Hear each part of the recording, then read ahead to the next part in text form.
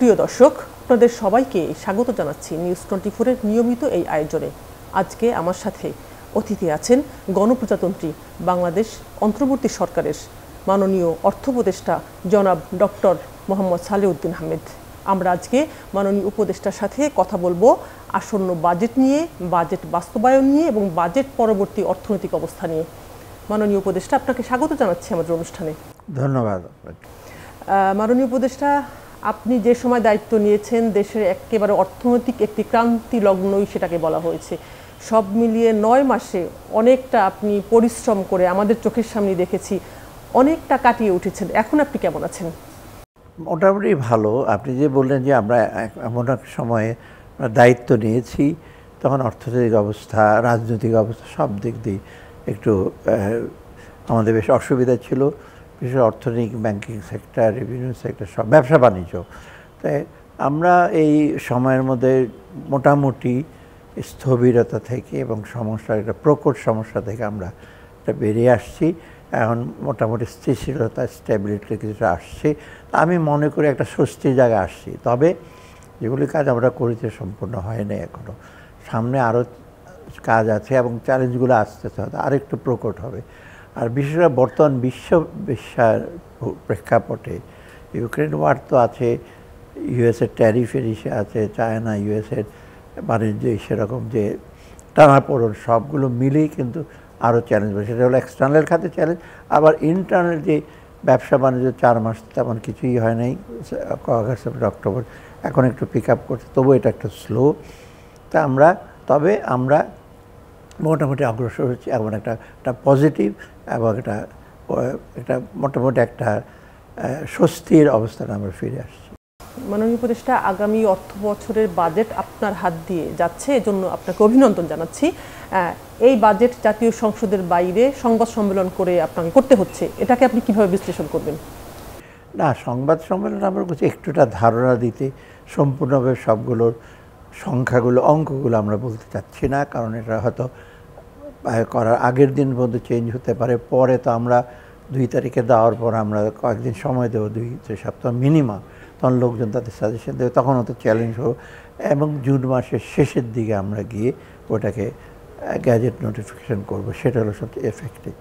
অর্থাৎ এইগুলো করছি লোকজনের, বিশেষ করে ব্যবসায়ীদের সে জানতে, তাদের সুবিধা অসুবিধা, তারা কী প্রসপেক্ট করে, সাধারণ মানুষের জীবন জীবিকা, বিশেষ করে আয়ের ব্যাপার, কর্মসংস্থানের ব্যাপারে।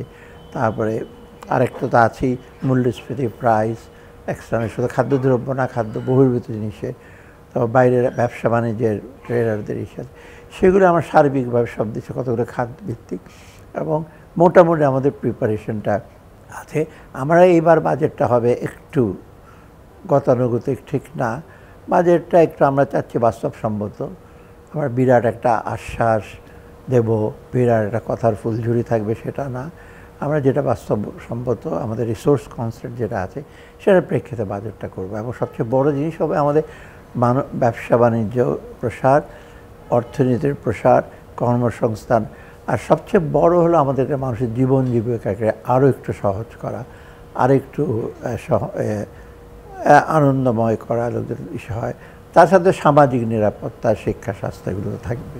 বাস্তবসম্মত বাজেটের কথা আপনি বললেন, তার মানে এবারে বাজেটটা কি আপনার ছোট বাজেট হবে, বাস্তবায়নযোগ্য বাজেট হবে, নাকি সময়োপযোগী বাজেট হবে? কোনটা আপনার প্রধান লক্ষ্য?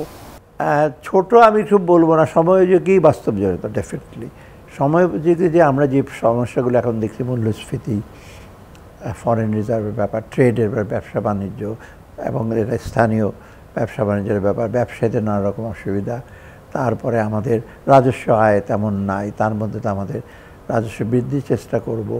অতএব এটা সব দেখে আমরা একটা বাস্তব ভিত্তিক এটা করছি। আর এটা সে বাস্তবায়নযোগ্য এই জন্য যে আমরা কোনো চট করে কোনো রকম বড় বড় প্রকল্প, মেগা প্রকল্প, বিশেষ করে মেগা প্রকল্প, আমি বলছি যে 2 বিলিয়ন 3 বিলিয়ন মেগা প্রকল্প না, 12-13 বিলিয়ন, 8-10 বিলিয়ন ডলার, এগুলো আমরা তেমন যাচ্ছি না। তবে ভৌত অবকাঠামো, তা বিদ্যুৎ, তারপরে আমাদের অন্যান্য যে জিনিসগুলো আছে সেগুলো দেখবো, কৃষিখাত, শিক্ষা, এগুলো। আর প্রকল্পগুলো যারা মেট্রো রেল করতে হলে 2 বিলিয়ন 3 বিলিয়ন লাগে, ওটা মেগা প্রকল্প আর অতি প্রয়োজন। তবে আমরা ওইরকম সই প্রজেক্ট বা মনুমেন্ট অনেক সময় বলা থাকে যে লোকজন স্মৃতি হিসাবে মনে রাখবে বিরাট কিছু, যেটা উপযোগিতা নেই তেমন।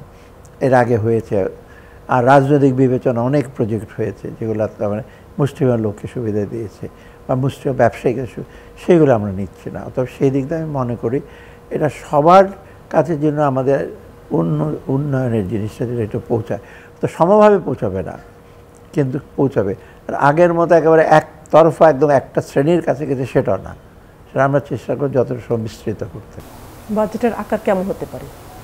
বাজেটের আকার তো ডেফিনেটলি একেবারে স্ট্যাটিক থাকবে না, গতবারের মতো একেবারে হুবহু, তবে কিছুটা তো আমরা হিসেব করবই। সেই দিকে আকার একেবারে বিরাট বিশাল না হলেও মোটামুটি আমরা এসে রাখবো। আমাদের এডিবিটা একটু ছোট হতে পারে, কারণ আমাদের এডিবি তো আমরা ডেফিসিট বাজেট করি, তাই না? এবং এবার ডেফিসিটটা আমরা 4-এর উপর তো যাবেই না, আমরা চেষ্টা করবো আরও, কারণ এখানে সম্পদের ব্যাপার আছে। আর আমাদের দেশীয় সম্পদের দিকে একটু বেশি নজর দেব, বাইরের থেকে সম্পদ বড়োইং ধার তো অনুদান যায়। তবে অলরেডি আমরা কিন্তু অনেক কমিটমেন্ট পেয়েছি, সেটা যে বাইরে থেকে বিভিন্ন প্রজেক্ট, বাজেট সাপোর্ট তো অলরেডি আমরা IMF ইস্যু করেছে, ওয়ার্ল্ড ব্যাংক দিচ্ছে, এডিবি দিচ্ছে, সেটা আছে। কিন্তু তবু আমরা ঋণের বোঝা খুব বেশি বাড়িয়ে যাব না। ডেট সাস্টেনেবিলিটির প্রশ্ন আছে, ভবিষ্যতের প্রয়োজনের উপরে বিরাট একটা বিশাল ঋণ দেব না। আরেকটা সেকেন্ড জিনিস হলো অর্থের সদ্ব্যবহারটা করা, এটা দেশীয় অর্থ হোক বাইরের অর্থই হোক, আমরা চাই না অপচয় হোক। এই অপচয়টা রোধ করলে কিন্তু যেটা লোকের উপর হয়তো করের বোঝা কমবে, ঋণের বোঝা কমবে, সাথে সাথে বেনিফিটটা একটু বেশি, সেটা আমাদের প্রধান উদ্দেশ্য। রাজনৈতিক সরকারের সময় যে বাজেট থাকে তার থেকে আপনার বাজেটের আকার ছোট হবে বলে আপনি মনে করছেন? না, আপনার অ্যাবসলিউট আকারে ছোট হবে না, কারণ সময় বাড়ছে, প্রাইস বাড়ছে, খরচ বাড়ছে, প্রজেক্ট কস্ট বাড়ছে, অতএব সেইভাবে না। তবে আপনি যদি এটা সে ইনক্রিজ এক্সপানশন ধরে একটা বিরাট এক্সপানশনারি বাজেট, সেটা হবে না। মানে সম্প্রসারণশীল বাজেট যেটা পরে, যেমন মনিটারি পলিসি একটু কন্ট্রাকশনে রয়েছে, ফিসক্যাল বাজেট সঙ্গে একটু সম্প্রসারণ হয়, সরকারকে ব্যয় করতে হবে, পরিচালনা ব্যয় আছে, তারপর উন্নয়ন ব্যয় আছে, ওটা স্ট্যাটিক তা না, এগুলো চেঞ্জ হচ্ছে। এর মধ্যে আমরা বিরাট একটা উলম্ফন, মানে বিরাট একটা জাম্প দেবো না। বাজেটে বিলাসিতা থাকবে না, কোনো অহেতুক কোনো না, কৃচ্ছতা সাধন, যেটা কৃচ্ছতা মানে একেবারে না খেয়ে দেয় সেই কৃচ্ছতা সাধন না, আমরা অপ্রয়োজনীয় কোনো ব্যয় এসে করবো না। এবং যেটা আমরা অনেক সময় ভ্যালু ফর মানি, যেটা সদ্ব্যবহার যেটা দেবো সেটা করব। টাইমলি প্রজেক্ট কমপ্লিশন, 5 বছর পর 10 বছর করব না, কষ্ট বাড়ানো হয়, আর প্রজেক্ট ফুলিয়ে ফাঁপিয়ে আপনার বড় করা হয়। 100 কোটি টাকার প্রজেক্ট এখানে আরও 100-200 কোটি টাকা বাড়িয়ে করা হয়। আমরা রিসেন্টলি দেখেছি অনেকগুলো প্রজেক্ট আমরা প্রুন করেছি, মানে কাটছাট করেছি, একেবারে প্রজেক্ট পরিধি না বাড়িয়ে বরং খরচ হিসেবে করে, সেটাকে যেটা করা সম্ভব হয়। যে বাজেট অন্তর্বর্তী সরকার এবার দিচ্ছে আপনার নেতৃত্বে, সে বাজেট বাস্তবায়নের জন্য আগামী 1 বছর কি আপনি সময় পাবেন বলে আপনি মনে করেন, নাকি অনিশ্চয়তা মনে করেন? যদি সেটা অনিশ্চিতি থাকে, সেক্ষেত্রে আপনার কি সুপারিশ থাকবে আগামীতে বাজেট বাস্তবায়নে? না, এখন কি বাজেট কোনো দিন আমরা ধরেন, আপনারা বলছেন যে 1 বছর থাকবে না, বাজেট কোনো দিন 6 মাস 9 মাসে হয় না।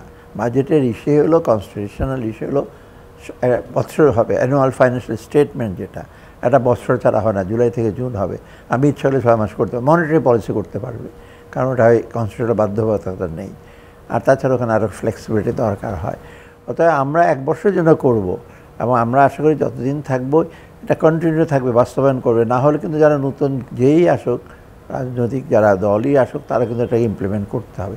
হয়তো কিছুটা মডিফাই করতে পারে, হয়তো কিছুটা প্রাধিকার চেঞ্জ করতে পারে, কিন্তু একেবারে একদম কমপ্লিটলি ডিপার্চার, একেবারে আমাদের যেটা দিয়ে আসে সেটা থেকে বাইরে বেরিয়ে যাবে, এটা সম্ভব হয় না। কারণ একটা প্রজেক্ট শুরু করলে বা ইসে করলে এটাতে আপনার খরচ করতে হবে, কমিটমেন্ট থাকবে বাইরে থেকে আনা, তা আপনি তো চট করে ওটার বিচ্যুতি হওয়া ডিফিকাল্ট হবে। গণ অভ্যুত্থানের মধ্য দিয়ে একটি সরকার পতনের পর আপনার সরকার ক্ষমতা নিলেন, সে সময় মূল্যস্ফীতির এটা অনেকটা আপনি কাটিয়ে ওঠার চেষ্টা করেছেন। এই সময় এসে এই বাজেটে মূল্যস্ফীতির ঘাটতি কমাতে আপনার কি থাকবে চ্যালেঞ্জগুলো? একই সাথে স্বাস্থ্য সেবা খাতে বাজেট কমানোর কথা বলা হচ্ছে, সেটা আপনি কতটা আসলে ঠিক কিভাবে করবেন? আমরা যেটা করছি যে মূল্যস্ফীতি মোটামুটি খাদ্য মূল্যস্ফীতি 11তেও চলে গেছিলো, তাই এখন 9-এর কাছাকাছি আসছে, এবং নন ফুড যেটা সেটারও কিছুটা ইসে আছে। তবে আমরা দেখছি আস্তে আস্তে কমছে, এটা প্রায় 2 বছর মূল্যস্ফীতি হঠাৎ করে গত অগাস্টে হয় নাই, তো প্রায় 2 বছর যাবতই ছিল। কিন্তু একটা এখন আমরা যে ট্রেনটা একটু কমার দিকে, রোজার সময় আমরা বিভিন্নভাবে সরবরাহ বাড়িয়ে আমরা চেষ্টা করেছি এটাকে স্থিতিশীল রাখতে, এখনও মোটামুটি স্থিতিশীল আছে। আমাদের চ্যালেঞ্জ হলো দুটো, একটা চাহিদা, ওটা তো মনিটর করছে, টাইট করে করা হচ্ছে, but that is not enough. সরবরাহটা বাড়াতে হলে প্রোডাকশন, ডোমেস্টিক প্রোডাকশন, ইম্পোর্ট, এইগুলো করতে হবে। অর্থাৎ আমরা এটা চেষ্টা করছি। এবার যেমন কৃষিতে তো আমরা একটা সাফার করলাম, বিশাল বন্যা হলো, ওটাতে বিরাট একটা ইস্যু হলো। এইবার আবার লাকিলি সিলেট অঞ্চলে ফসল কিন্তু অত্যন্ত ভালো হয়েছে। আমরা আশা করি উত্তর অঞ্চলে একটা পরে শুরু হবে হারভেস্টিং, ওটা ভালো হলে কৃষির দিকটা আমরা এসে পাবো। আর উৎপাদন দিকে অন্যান্য সরবরাহগুলো দেশীয় জিনিস উৎপাদন, বাইরে থেকে যতটুকু ইম্পোর্ট করতে, ওটা করে আমরা চিন্তা করছি হয়তো জুন মাস, হয়তো আমরা চিন্তা করছি যে আস্তে আস্তে ডিসেম্বর দিকে আমরা 8টার দিকে পৌঁছতে পারবো। তো আগামী জুনের দিকে হয়তো এটা স্বাভাবিক 7 বা 6 ফিরে আসবে, একটা সময় লাগবে। সেটা পরবর্তী গভর্নমেন্টের জন্য একটা চ্যালেঞ্জ হবে, সবার জন্য, আমাদের জন্য, কিন্তু আমরা মনে করি আস্তে আস্তে কমে আসবে। মাননীয় উপদেষ্টা, একটি বাজেট তৈরি করা হয় রাষ্ট্র পরিচালনা এবং উন্নয়ন কাজে অর্থ ব্যয়ের জন্য। সেক্ষেত্রে যাদের হাত দিয়ে এই কাজগুলো হবে, সেই এনবিআর এর 2 ভাগ করা নিয়ে গত কয়েকদিন থেকে আমরা দেখছি তাদের ভিতরে অসন্তোষ তৈরি হয়েছে। আপনি এর ভিতরে অধ্যাদেশও জারি করেছেন। এই বিষয়টা এখনকার কি পরিকল্পনা? আমি উত্তরটা আপনার কাছে নিব, ছোট একটা বিরতি নিয়ে ফিরছি। প্রিয় দর্শক, আজকের অনুষ্ঠানে ছোট্ট একটা বিরতিতে যাচ্ছি, সাথেই থাকুন। ফিরে এলাম বিজ্ঞাপন বিরতির পর। আমার সাথে আছেন মাননীয় অর্থ উপদেষ্টা জনাব ডক্টর সালেউদ্দিন আহমেদ। মাননীয় উপদেষ্টা, বিরতিতে যাওয়ার আগে আপনার কাছে প্রশ্নটা ছিল যে এই যে বাজেট বাস্তবায়নের যাদের হাত দিয়ে, এনবিআর হাত দিয়ে হবে, তাদের গত কয়েকদিনের অসন্তোষ এই এনবিআরকে 2 ভাগ করা নিয়ে, সেটাকে এখনকার মোকাবেলা করার মতো আপনি কি করছেন? এনবিআর ভাগ করার কোনো বিকল্প ছিল না।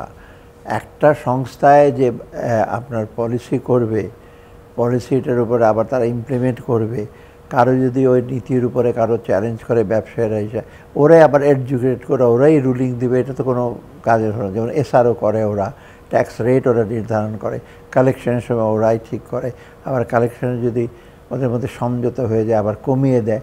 এটা কাম্য পৃথিবীর কোনো দেশেই না। নীতি, রাজস্ব নীতি, কর নীতি আর বাস্তবায়ন আলাদা, সেটা আমরা করেছি। ইন প্রিন্সিপাল এটা দরকার ছিল। এখন একটু তাদের মনে একটু এনবিআরের মধ্যে একটু আসে যে আমরা হয়তো সব হারিয়ে ফেললাম সব কিছু। ওদেরকে বলা হয়েছে আপনার পলিসি ডিপার্টমেন্ট যেটা একটা ছোটো হবে, এনবিআর মধ্যে বিশাল কয়েক হাজার সহস্র পলিসি ডিপার্টমেন্ট থাকবে, একটা ছোটোখাটো মানে কম্পিটেন্ট। সেখানে শুধু কর ব্যবস্থাপনা, করের লোক থাকবে না, ইকোনমিক্স থাকবে, স্ট্যাটিস্টিশিয়ান থাকবে, যারা অ্যানালাইসিস করতে, ফোরকাস্ট যারা করতে পারে তাদেরকে। আর সর্বোপরি দেশের আর্থ সামাজিক অবস্থা সম্বন্ধে জানবে, কোথায় ট্যাক্সেবল ক্যাপাসিটি আছে, কোথায় ট্যাক্স বেশি, ইলাস্টিসিটি যেটা বেশি আসবে। এটা তো একটা রাজস্ব, যারা কর ট্যাক্স ক্যাটার জানার কথা না, টেকনিক্যাল এইচএস কোড জানবে, ট্যাক্স কত হলে কত ইস্যু, ওটা আমরা ভাগ করেছি। এটা ওরা ভাবছে যে এনবিআরকে আমরা বিলুপ্ত করছি।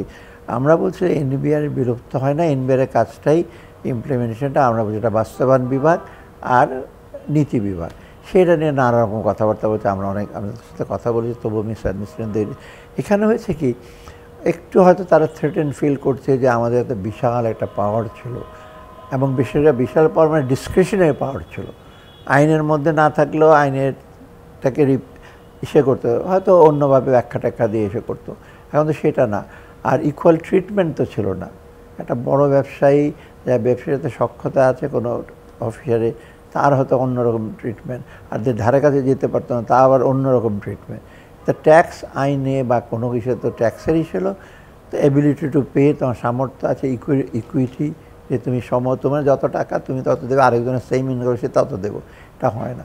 অতএব আমরা আশা করি, তাদেরকে বলেছি যে এগুলো আমরা করবো। অধ্যাদেশ একটা জারি করেছি, অধ্যাদেশের মেইন প্রিন্সিপালটা, তো সেখানে বিশদ নাই।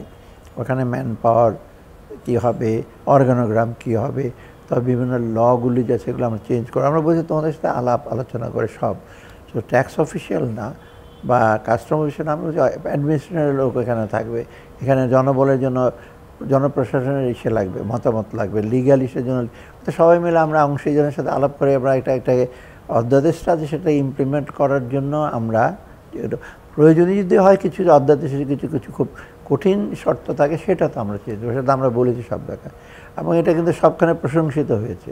বাইরের তো সবাই বলে 2008 সনে কিন্তু এই অ্যাটেম্প হয়েছিল, আজকে কত 17 বছর এগুলো পারে না, তখন একই অবস্থা, ওরা দেবে না, ডিজিটালাইজ করতে দেবে না, ইসে করবে না। এই যে আমরা এখন সাহস করে আমরা বলছি এটা আমরা ইমপ্লিমেন্ট করবো, যেটা ভাগ থাকবে কিন্তু কারোর প্রতি কোনো অবিচার করা হবে না। আর বিশেষ করে ব্যবসা জনগণের প্রতি আমরা সুবিচার করব। তারা এখন এনবিআর চেয়ারম্যানের পদত্যাগ চাচ্ছে। এখন চেয়ারম্যান একজনের পদত্যাগের কোনো একজন চলে গেলে আসে যে আমাদের প্রিন্সিপাল তো আমরা কম্প্রোমাইজ করব না, ভাগ করব। এখন তারা বলছে যে এই চেয়ারম্যান ম্যানিপুলেট করেছে, এই চেয়ারম্যান ইস্যু করেছে, এটা মোটেও ঠিক না। চেয়ারম্যান ইনফ্যাক্ট তাদেরকে রিপ্রেজেন্ট করে বেশিরভাগ, তাদের সুবিধা অসুবিধার কথা বলেছে।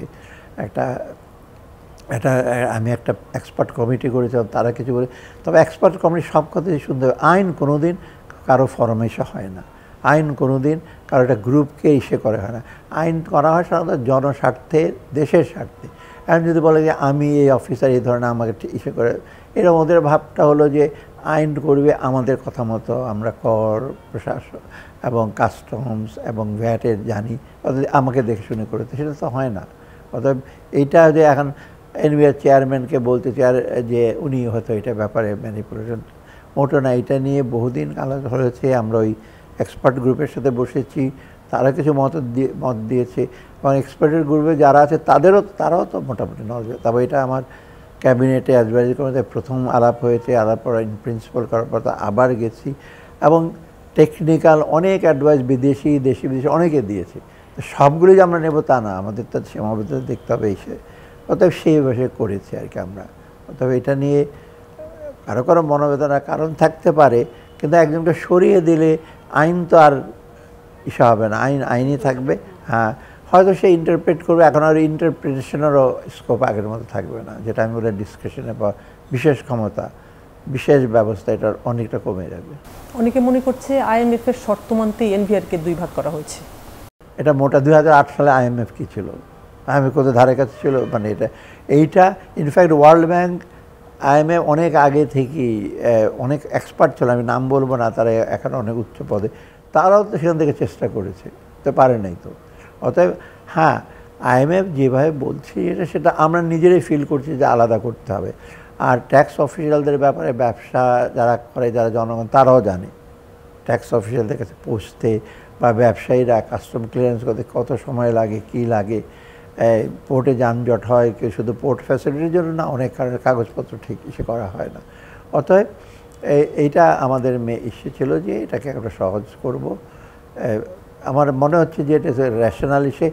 IMF-এর সাথে IMF শুধু না, ওয়ার্ল্ড ব্যাংক থেকে আমরা চিঠি পেয়েছি, অন্য জায়গায় ইটস এ গুড অ্যাটেম্প, এটা সব দেশে আছে। অতএব যে ওদের ফরমাইশের জন্য অনেকে ভাবে যে IMF টাকার জন্য করেছে, IMF টাকা এই ভ্যাট ইস্যু নিয়ে কিন্তু কথা হয়, বেশিরভাগ হচ্ছে ফরেন এক্সচেঞ্জ ফ্লেক্সিবল করবো কি না করবো, ট্রেড ইস্যু, এইটা নিয়ে বরং আমরা তাদের সাথে অনেক দ্বিমত হয়েছে, আলটিমেটলি করেছি। কিন্তু এটা IMF বলছে এটা one of the issue, world bank বলছে এটা ওয়ান অফ দ্য রিকোয়ারমেন্ট, তোমাদের জন্য ভালো হবে। বিগত সরকারের পাচার হওয়া টাকা ফেরত আনতে প্রথম থেকেই আপনার শক্ত কণ্ঠ, ওটার একটা টাস্কফোর্স আপনি গঠন করেছেন, সেইটার আপডেট কি আপনার কাছে? এই টাস্কফোর্স অ্যাক্টিভ, কারণ হয় কি, টাকা পয়সা যে পাচার হয়ে গেছে তো অনেক সময় ধরে হয়েছে, এটা 1 বছরে তো হয় না, প্রায় 2010-12 থেকে শুরু হয়েছে, প্রায় 15 বছর। এখন প্রথমত টাকাগুলো কোথায় গেছে ট্রেস করা, কারা করেছে, কোন উপায়ে করেছে। তো অলরেডি টাস্কফোর্স কিন্তু আইডেন্টিফাই করেছে কারা করেছে, তারপরে কোন দেশে গেছে সেটা তো কয়েকদিন আগে তো একজনের 2টা বাড়ি ফ্রিজ করা হলো, আরেকজনের 64টা না কটা বাড়ি, সেটা চেষ্টা করছে করতে, সিঙ্গাপুরে চেষ্টা করছে, দুবাই।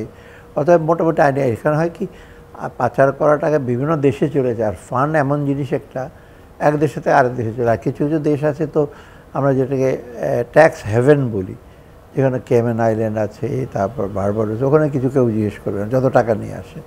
অতএব ওখানে চলে গেছিলো আনতে। তবে আমরা তৎপর কিছু সেন্সিটিভ কেস আইডেন্টিফাই করা হয়েছে, অলরেডি অ্যাকশন না হচ্ছে, মিউচুয়াল লিগাল অ্যাসিস্ট্যান্স আমরা কথা বলছি। আর একটা সবচেয়ে বড় প্রমাণ হলো যে টাকা পাচারের যারা সন্দেহ করা হচ্ছে, ইভেন স্টক মার্কেটে ম্যানিপুলেশন যাদের হচ্ছে, বেশিরভাগ লোকের কিন্তু পার্সোনাল অ্যাকাউন্ট ফ্রিজ করা হয়েছে, বিজনেস অ্যাকাউন্ট না, কারণ বিজনেস অ্যাকাউন্ট করলে ব্যবসার ক্ষতি হবে। এটা একটা ইস্যু যে এখন তারা অনেকে একটা মেসেজ পেয়েছে, তো টাকাটা উদ্ধার এখন বলছে যে এরকম চুরিদারি করে আর বেশি দিন পারা যাবে না। ভবিষ্যতে যারা আসবে তারাও ভাববে যে যারাদের ফ্রিজ করে, আপনাদের আত্মীয়স্বজন বন্ধুবান্ধব অনেকে আছে, কেন হয়ে গেছে আমাদের একটু দয়া করে এসে করেন। আমরা বিজনেস অ্যাকাউন্টটা ওপেন করছি, আস্তে আস্তে অন্যগুলো পার্সোনাল অ্যাকাউন্টটা অনেকে ছেড়ে দেওয়া হচ্ছে। তবু একেবারে যাদের বিরুদ্ধে কিছু অভিযোগ পাওয়া হচ্ছে অতএব এটা একটা মেসেজ। এবং আমরা কিছু কিছু তো অলরেডি কনফিউশন করা আছে, ফ্রিজ করা হচ্ছে। এটা এই এক্সারসাইজটা এখন এসে হয়তো এই যে 6 মাসে আসবে না, কারণ একটা বিগ প্রসেস। আর টাকা পাচার করতে খুব সহজ না, এটা লেয়ারিং করে, এখান থেকে ওখানে যায়, ওখান থেকে ওখানে যায়। মানে আপনি ধরেন টাকা পাঠাবেন কারকে সিলেটে, আপনি জিঞ্জেরা পাঠাবেন প্রথম, গাজীপুরে পাঠাবেন প্রথম, সেখান থেকে যাবেন রংপুর। আপনি কি আমরা যারা পাঠায় তারা এত বোকা নাকি? চট করে ঢাকা থেকে ওখানে গেছে, লেয়ারিং বলে, এটা আবার আনলেয়ার করতে হয়। বিদেশের টাকা ওই রকম কীভাবে গেছে, কোন কারেন্সিতে গেছে, এগুলো বের করে। তো এটা আমরা উই আর হোপফুল পাবো, হয়তো বা আমাদের ইসেতে হবে না, পরবর্তী সরকার এটাকে পার্সু করবে। স্যার, এবারের বাজেটে কালো টাকা সাদা করার বিষয়টা কি থাকবে? না, কালো সাদা টাকা করে ডিরেক্ট করে হিসেবে বলবো না তো। আমরা ইনফ্যাক্ট এই যে গতবার সে অ্যানাউন্স হয়ে জুনে শেষ হয়ে যাবে আর না। তবে কিছু কিছু জায়গায় এমনিতে কিছু কালো টাকা জেনারেট হয়, যেমন বেশি দামের ফ্ল্যাট রেজিস্ট্রেশন করেন কম দামে। তো ওই লোক যে এটা ভালো লোক একটা গুলশানের ফ্ল্যাট কিনলো, রেজিস্ট্রেশন কস্ট হতো 70 লক্ষ টাকা, আসলে দাম হতো 4 কোটি টাকা। তখন যে কিনবে তার জন্য ডিফিকাল্ট, টাকা দেখান, আর যে নেবে টাকাটা তার জন্য। তবু তারা ধার টার দেখে এসে অ্যাডজাস্ট করে জেনুইনলি। তো আমরা একটা কিছুটা চেষ্টা করছি যে ওটাকে একটা কোনো ভ্যালুয়েশনটা যেন কাছাকাছি আমরা নিতে পারি, যাতে কিছুটা দুই পক্ষেই সাদা টাকা এসা হয়। প্লাস আমাদের রেভিনিউটা আমরা চেষ্টা করেছি যে রেভিনিউটা ঠিক রেখে হয়তো রেজিস্ট্রেশন কস্টটা একটু কমিয়ে দিলে। আমাদের মেইন উদ্দেশ্য এখানে কিন্তু রেভিনিউ জেনারেশন না, রেজিস্ট্রেশন কস্ট, লোকাল গভর্নমেন্ট ফি আছে, মিউনিসিপ্যাল ফি আছে। অর্থাৎ এইগুলোকে হয়তো আমরা কিছু সাশ্রয়ী করে ভ্যালুয়েশন। তবে আমরা এখন এই বছর সব জায়গায় পারবো না, হয়তো কিছু আরবান সেন্টারে, কিন্তু পুরা দেশের তো মৌজা ভ্যালুয়েশন লাগবে। এটা 2 বছর পর পর করা হয়, আর ইটস নট ইজি টাস্ক। একটা গ্রামের নাল জমি, পাশে আবার একটা হাট বাজারের জমি, আধা মাইল দূরে, এটা আকাশ পাতাল তফাৎ।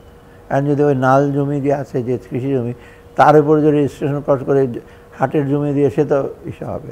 আর হাটের জমি যদি আমি নাল জমির ইসে করি, তো ওরা একটা আলাদা ল্যান্ড সেক্রেটারি নিয়ে আমি একটা কমিটি করে দিয়েছি, ওনারা কাজ করছেন। হয়তোবা এই বাজেটে রিফ্লেক্ট না হলে আমরা এটা হয়তো নিতে দিয়ে যাবো যে এইভাবে ভ্যালুয়েশনটা করেন। এখানে registration, sub registrar office, land office, AC land এবং ক্যান্টনমেন্ট বোর্ড আছে এখানে। আমরা তো ক্যান্টনমেন্ট ডিফেন্স সেক্রেটারিও ছিলেন, ওনাকে একটা কমিটি করেছি আমি। ওনারা ক্যান্টনমেন্ট বোর্ডে ভ্যালুয়েশনগুলো ওরা করে, ডিআইটি রাজুক্ত আছি। ছোট একটা বিরতি নিয়ে ফিরছি। প্রিয় দর্শক, আজকের অনুষ্ঠানে ছোট্ট একটা বিরতিতে যাচ্ছি, সাথেই থাকুন। ফিরে এলাম বিজ্ঞাপন বিরতির পর। আমার সাথে আছেন মাননীয় অর্থ উপদেষ্টা জনাব ডক্টর সালেউদ্দিন আহমেদ। বাজেটেও সাধারণ মানুষের জন্য অর্থ উপদেষ্টার কী মেসেজ আছে? বাজেটের আমাদের ইস্যু হলো যে সাধারণ মানুষের জন্য প্রথমত আমরা ইকোনমি যেন গ্রো করে, ব্যবসা বাণিজ্য হয়, কর্মসংস্থান হয়। কর্মসংস্থান মানে শুধু আত্মকর্মসংস্থান আছে, শুধু নট ওয়েজ। তারপরে আপনার জীবনে মানুষের সামাজিক জীবন, শিক্ষা, স্বাস্থ্য, সামাজিক নিরাপত্তা, ওটা যেন স্বস্তিকর হয়। আর সবচেয়ে বড় জিনিস যেন উন্নয়নের ফসলটা একটু সমভাবে, একেবারে আপনার কাছে যে বেনিফিট না আরেকজনের কাছে যাবে না, তাই না? সাথে ইনভেস্ট করে। তো আমরা চাচ্ছি যে এসের সাথে যায়।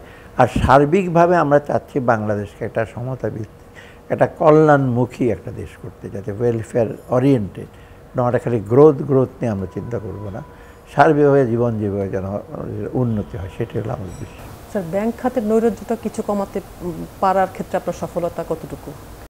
ব্যাংক খাতে ডিরেক্টলি তো ব্যাংক, যেটা বাংলাদেশ ব্যাংক দেখার কথা, আমরা যেটা করেছি যে এই ধরেন কিছু ডেফিসিট ছিল ব্যাংকে, আমরা কিছু অর্থায়ন করেছি, বাংলাদেশ ব্যাংকে দিয়েছি, কিছু ব্যাংকে নিয়ে আসতে লিকুইডিটি প্রবলেম ছিল সেইগুলো।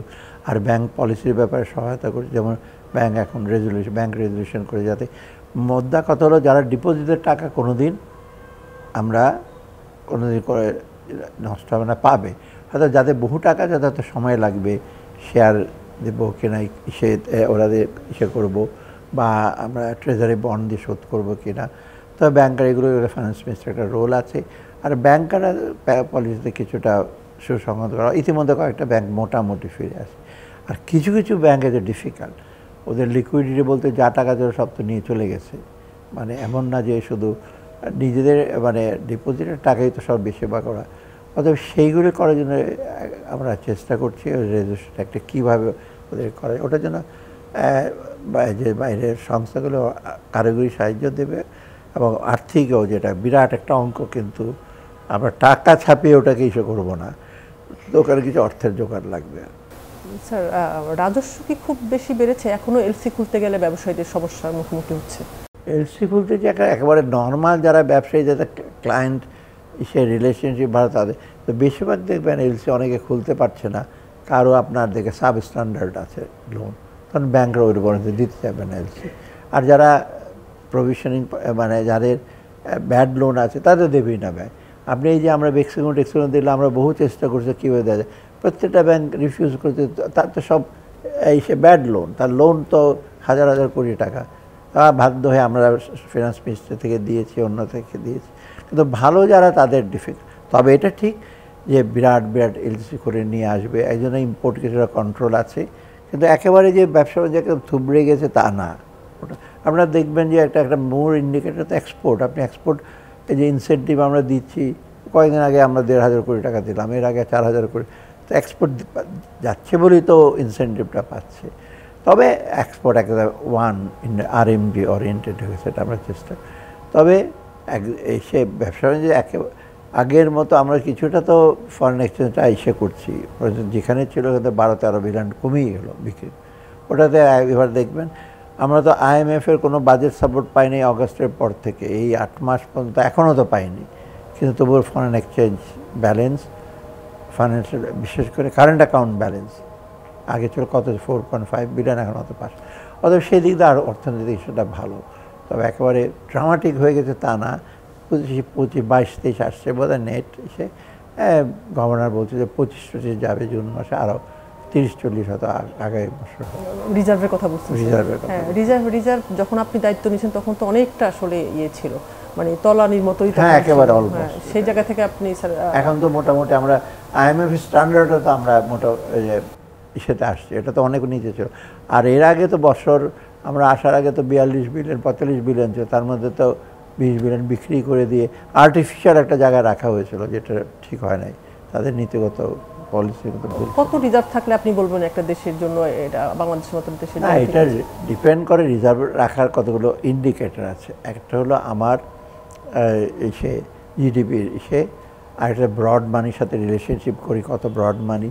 তৃতীয়ত আমরা ডেট সার্ভিস অ্যাভেলেবিলিটি আছে কিনা, যা একটা ইম্পোর্ট বিল কত বলা হয় যে 3 মাসের মিনিমাম ইম্পোর্ট, এগুলো কতগুলো ইন্ডিকেটর আছে রিজার্ভ রাখা। তো সেই তুলনায় আমরা এখন মনে করি 3 মাসের বেশি তো আছেই বিল, সাধারণত আমরা $2-2.5 বিলিয়ন হয়, 6.5 বিলিয়ন। আর আপনার অন্য লাইবিলিটি আছে আমাদের, তাই না, ডেট সার্ভিস লাইবিলিটি মিলে এটা মোটামুটি একটা স্টেবল জায়গায়, বাট আমি বলতে খুব কমফোর্টেবল না, মানে মোটামুটি ভালোই আছি। তা আমরা চাই যে রিজার্ভটার জন্য আগের মতো 45-50 ছিল হলে আরও কমফোর্টেবল ফিল করব। সেটা হওয়ার পথে আমরা যাচ্ছি। আপনি আশাবাদী স্যার? হ্যাঁ, সেটা হওয়ার পথে আশাবাদী স্যার? হ্যাঁ, ডেফিনেটলি। তো গভর্নর তো বলে 25 বিলিয়ন হবে জুন মাসে, তারপর আর এইভাবে যদি 2-3 বিলিয়ন, বিশেষ করে আমাদের এক্সপোর্ট যদি থাকে, রেমিটেন্স যদি বাড়তে থাকে। আর একটা সবচেয়ে বড় এলিমেন্ট হলো আমাদের FDIটা আসলে কিন্তু আমাদের স্বস্তি হয়। ফরেন ডাইরেক্ট ইনভেস্টমেন্ট আসলে হয় কি, ওই ইনভেস্টমেন্টের কাজে নতুবা আমাদেরকে ধার করতে হয়, বা যারা ইসেরা আছে তাদেরকে প্রাইভেট সেক্টরকেও ঋণ নিতে হয় বাইরে থেকে। তো এইটা আমরা চেষ্টা করছি যাতে ফরেন ইনভেস্টমেন্টটা বাড়ে আর কি।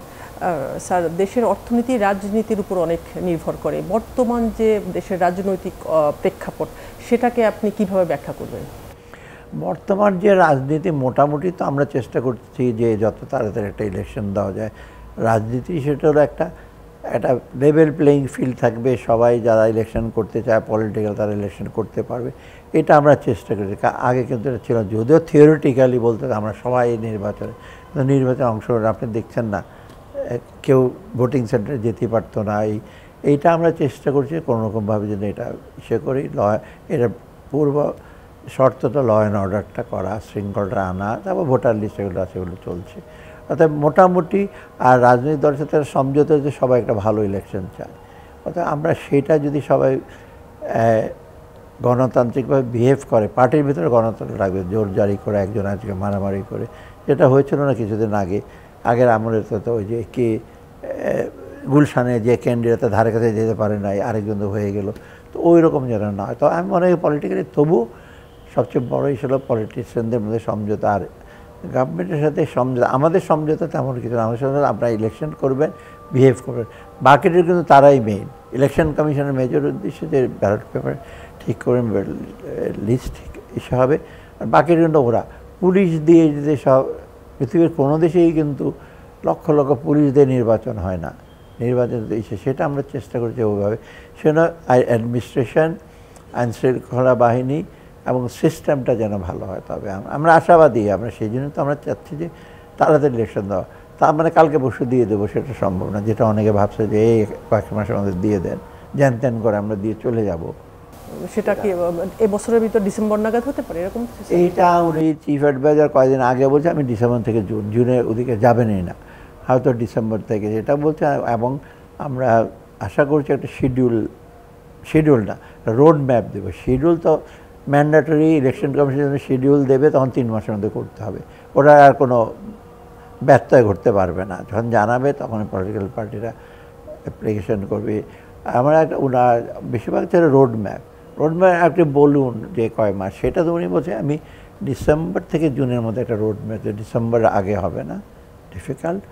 আর জুনের ওদিকে যাবেও না, জুনের আগেই আমরা একটা সময়, প্রকৃত সময় করব, হতে পারে একটা যে কোনো সময় একটা, সেটা আমি এখন এটা আমরা চিন্তা ভাবনা করছি। উনি ওটা ফর্মাল অ্যানাউন্সমেন্ট এটা দেবে, উনি দেবেন চিফ অ্যাডভাইজার। হঠাৎ করে রাজনৈতিক মাঠটা একটু অস্থির হলো আপনার মনে হচ্ছে স্যার দেশের? না, এটা হয়েছে আপনাদের কাজের ক্ষতি হয় বা প্রতিবন্ধকতা হয়। আমরা যে কাজগুলি করতে চাচ্ছিলাম, এই যে যেখানে সেখানে এসে রাস্তাঘাটে দাবি দেওয়া, সব দাবি দেওয়া যৌক্তিক তাও তো না, অযৌক্তিক তো আবার বলা যাবে না অযৌক্তিক দাবি দেওয়া, কিন্তু দাবি দেওয়াগুলো এই অফিস বন্ধ করে, রাস্তার মোড় বন্ধ করে, গেট লাগিয়ে দিয়ে এই দাবি দেওয়া, তো এটা পৃথিবীর কোনো দেশে আগে এখানেও ছিল না। আগে ছিল না কারণ যেটা দমিয়ে রাখা হতো, কারো সাহস পেত না। এখানে তো আমরা তো কারো ওই নেতাদের পেছনে ঘুরছি না, কাকে আগে তো ওয়ে ছিল, এবং এখনও যে জানা নাই তা না, এটা করছি না। তবে এটা আমাদের জন্য একটু ডিফিকাল্ট হয়ে গেছে। আমাদের দায়িত্ব কি 3টা, একটা হলো ইলেকশন দেওয়া, একটা স্বচ্ছ একটা ইলেকশন, দ্বিতীয় হলো কিছু কিছু সংস্কার করা, লং টার্ম সংস্কার করো তা না, কিন্তু সংস্কারের একটা রূপরেখা দিতে চায়। ব্যাংকিং সেক্টর, এনবিআর, পুলিশ প্রশাসন, কারণ পুলিশ প্রশাসন সব তো হয়ে যাবে না, তারপর সিভিল অ্যাডমিনিস্ট্রেশন, জুডিশিয়ারি, থার্ড হলো যে বিচারগুলি করা যারা অপরাধী, এই 3টা ছিল মেন। বিচারটা চট করে বিচার তো ক্যাঙ্গারু কোর্টের মতো তো করতে পারবে না, হচ্ছে ইন্টারন্যাশনাল ট্রাইব্যুনাল ক্রাইম ইসে করেছে, তারপর অন্য ছোটোখাটো অন্য ইসে, তারপর আমরা রিফর্মগুলি কিছু রিফর্ম, তো কতগুলো আশু রিফর্ম, কতগুলো কমিশন করেছে, আর এমনি কিছু আছে আইনের রিফর্ম, কিছু প্রসেস পদ্ধতি, সেগুলো যেন আইন লাগে না পদ্ধতি।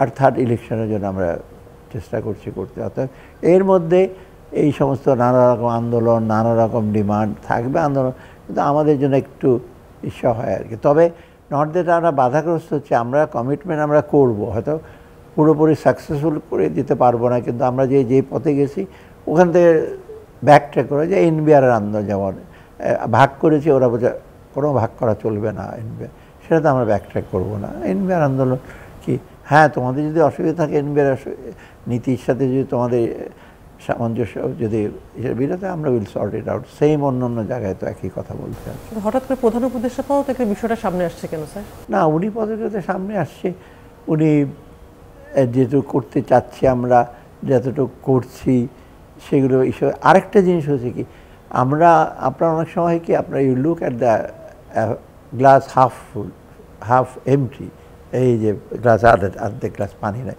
আর যে পানি আছে সেটা দেখেন না। তা আমরা কিন্তু অনেকগুলো কাজে, যে অর্থ মন্ত্রণালয় বহু কাজ করতে আমরা নিজেরাও জানেন না। করবেন স্যার? হ্যাঁ, না যেগুলো করতে যাচ্ছি তার মধ্যে করছে এই করবো না, এনবিআর ইসে করবো না, তারপর ইসে রিফর্ম, পুলিশ রিফর্ম করতে দেবো না, তারপরে হেলথ ইস্যুতে নার্সরা ডিপ্লোমা ডিগ্রি বলে আমাদের এখানে এমবিবিএস দিয়ে দাও, পড়ছো তুমি 12, তুমি চাও একটা এমবিবিএস ডাক্তার 18-19 বছর পড়াশোনা। তো এই ডিমান্ডগুলো উনি একটু যে আরে কী করতে যাচ্ছি, আর লোকজন সব আর এগুলো ঠিক পজিটিভ যে হয়েছে কে নেয়। আমি ওদের একজন নাম বলবো না, একজন বললো টিভিতে, আমি তাকে স্নেহ করি, আমি কোনো কিছু দেখতে পাচ্ছি না, অর্থনৈতিক ক্ষেত্রে কোনো উন্নতি চিহ্ন, আমি একদিন দেখালে তাকে বলবো তুমি দেখে পণ্ডিত হঠাৎ করে মানে ড্রামাটি এগুলো বললে ওদের টিভিতে ভালো লাগে আর কি ওদের। আমি শুনেছি, আমি নাম বলবো না, আপনার মানে খুব বিখ্যাত ফেস না, খুব সুন্দর সুন্দর কথা বলে, কিছুই দেখতে পাচ্ছে। আরে বলো যে দেখতে আছে, ভুল ত্রুটি হয়েছে, এটা একটু বেটার করা উচিত ছিল, সেটা না, দেখতে পাচ্ছেন। কয়েকদিন আগে আরেকজন বললো যে, আরেকজন আমি নাম বলবো না, আমি সবাইকে চিনি, কোনো কিছুই তো না, খারাপ যখন দেখে। স্যার মহার্ঘ ভাতা নিয়ে আপনার অফিসাররা আপনার দিকে তাকিয়ে আছে এবারের বাজেটে, বিষয়টা কি আসছে? দেখবো, বাজেট করতে হলে মহার্ঘ ভাতা তাকে দিয়ে চট করে বলে অ্যানাউন্স করলে হয়তো দিতে হবে, সেটা আমি দেখবো কি দেওয়া যায়। আর যা চাইলে তাই তো পাবে না, কারণ আমার দিকে একটা হলো মহার্ঘ ভাতা একটা আর্থিক সংস্থা দিতে, আমি সরকারি কর্মচারী দেবো, বাইরের লোকেরা তো নিজেরা এমনি বলবো যে আমরা কিছু পাই না, আমাদের ব্যবসা তাই সরকার খুব দিয়ে দিচ্ছে। আমি নট দ্যাট আমি ওদের থেকে দেবো, কিন্তু ওদের প্রতি একটু ইসে থাকবে যে তারা কম্পেয়ার করবে যে আমি ওখানে বাইরে কাজ করি কী পাই, এখানে সরকারি কাজ করি কী মানে হবে, কিন্তু সেটা সীমাটা হয়তো মানে না, এটা আমরা আমি শীঘ্র আপনারা জানতে স্যার। একদম শেষ প্রশ্ন আপনার কাছে, আপনি একজন পেশাদার অর্থনীতির মানুষ হিসাবে খুব সফলভাবে বাংলাদেশ ব্যাংকের গভর্নর হিসাবে দায়িত্ব পালন করেছেন, আপনি শিক্ষকতাও করেছেন স্যার। আমরা জানি আপনি গান শুনতে পছন্দ করেন, আপনি সিনেমা দেখতে পছন্দ করেন। এই উপদেষ্টার দায়িত্ব নেওয়ার পর এগুলো কি আপনি সময় পান, নাকি সব সময় দেশের মানুষকে দিতে হচ্ছে? না, এখন আর গান শোনার সময় পাই না। সিনেমা দেখার আমি বেশি ইংরেজি ছবি দেখি, বাংলা টাংলা দেখি, ঠিক না, যাই হোক, এটা বাংলা সিনেমা দেখার আমার এত, কিন্তু এখন আর হয় না। আগে করে বেশি রাতের পর দেখি, কিন্তু এখন তো আমার সকালে উঠে দৌড়িতে হয় এদিক সেদিক, এটা হয় না। গান শোনা তো খুবই কম। আমার তো গানের রেকর্ড, ক্লাসিক্যাল গানটা প্রচুর রেকর্ড সব দিয়ে দিয়েছে একজনকে, প্রায় 50-60টা মতো, খুব বিসমিল্লাহ খান থেকে শুরু করে আলাউদ্দিন খান সবই, এগুলো এখন বলছে তোমরা নিয়ে যাও, এখন আর আমার সময় নাই। আর এখন অবশ্য শুনতে চাইলে ওই ইউটিউবেই শোনা যায় দু একটা, না হয় কম আর কি হয়, সময় কেটে যায়। তো আর বাসায় গেলে যে আমার সময়, ওখানে টেলিফোন এই সেই সব দিনই, বন্ধের দিনে তো বন্ধ নাই আমাদের, মানে বিশেষ কারণে আমাকে একটু হয়তো আর একটু বেশি ব্যস্ত থাকতে হবে। মাননীয় উপদেষ্টা, আপনাকে অসংখ্য ধন্যবাদ জানাচ্ছি এতক্ষণ আমাদের সময় দেওয়ার জন্য। ধন্যবাদ আপনাদের সবাইকে। প্রিয় দর্শক, আপনাদেরকে অসংখ্য ধন্যবাদ এতক্ষণ আমাদের সাথে থাকার জন্য। আমাদের সাথে এতক্ষণ ছিলেন মাননীয় অর্থ উপদেষ্টা। আপনারা সবাই ভালো থাকবেন। শেষ করছি আজকের মতো।